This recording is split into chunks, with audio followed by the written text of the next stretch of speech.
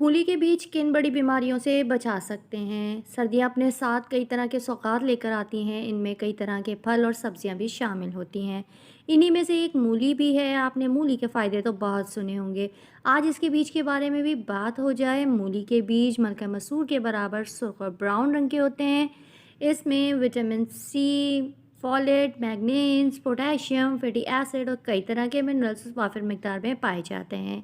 इसका जायका थोड़ा सा कड़वा होता है, जिसे राई और मेथी दाने का जायका होता है।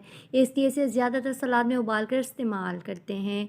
इसके अलावा ये कई तरह के अचार, बारबेक्यू सॉस, सूप और हर्बल टी में इस्तेमाल किए जाते हैं।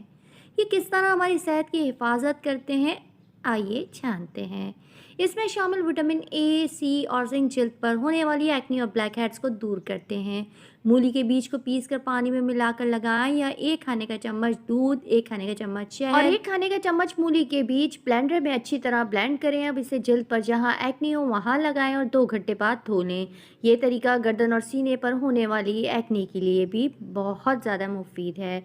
मूली के बीजों की मदद से गुर्दों के मुख्तलिफ अमराज का मौसर तरीके से इलाज किया जा सकता है। इसका बाकायदा इस्तेमाल इन लोगों के लिए भी मुफीद है जिनके गुर्दों में पथरी हो। इसमें कई ऐसे मरकबात पाए जाते हैं जो गुर्दे की पथरी को तहलील करने और मसाने को साफ करने में मदद करते हैं, गुर्दों को इन्फेक्शन से बचाते हैं, फासिद मादों को खारिज करते हैं। ओमेगा 3 फैटी एसिड से भरपूर होने की बिना पर जिगर की चर्बी को कम करने में इस्तेमाल होते हैं और जिगर को, जो कि जिस्म के लिए कुदरती फ़िल्टर का काम करता है, इसे जहरीली मवाद से पाक करते हैं।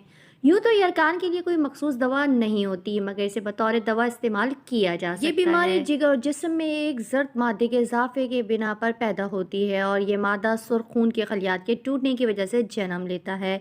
ये बीज इस जहरीले मादे की पैदावार को कंट्रोल करके इसे दूर करते हैं और यूँ इस मर्ज में मुब्तला मरीज बेहतर होने लगते हैं।